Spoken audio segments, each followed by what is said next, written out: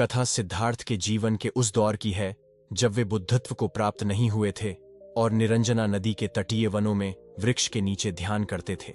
सिद्धार्थ प्रतिदिन ध्यान करने के बाद पास के किसी गांव में चले जाते और भिक्षा मांगकर लौट आते। कुछ दिनों बाद उन्होंने भिक्षाटन पर जाना बंद कर दिया, क्योंकि एक गांव के प्रधान की छोटी बेटी सुजाता उनके लिए नित्य भोजन लाने लगी। सिद्धार्थ को वह बड़े स्नेह से भोजन कराती थी।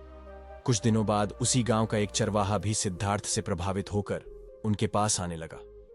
उसका नाम स्वस्थि था। एक दिन स्वस्थि से सिद्धार्थ बातें कर रहे थे कि सुजाता भोजन लेकर आई। जैसे ही सिद्धार्थ ने भोजन करना शुरू किया, उन्होंने बातचीत बंद कर दी। जितनी देर तक वे भोजन करते रहे, बिल्कुल चुप रहे और वहां सन्नाटा छाया रहा। स्वस्थि को हैरानी हुई। उसने सिद्धार्थ के भोजन करने के उपरांत उनसे पूछा, गुरुदेव, आप मेरे आने के बाद निरंतर वार्तालाप करते रहे, किंतु भोजन के समय एक शब्द भी नहीं बोले। इसका क्या कारण है? सिद्धार्थ बोले, भोजन का निर्माण बड़ी कठिनाई से होता है। किसान पहले बीज बोता है, फिर पौधों की रखवाली करता है और तब कहीं जाकर अनाज पैदा होता है। फिर घर की महिलाएं उसे बड़े जतन से खाने योग्य बनाती हैं। इतनी कठिनाई से तैयार भोजन का पूरा आनंद तभी संभव है जब हम पूर्णतः मौन हों।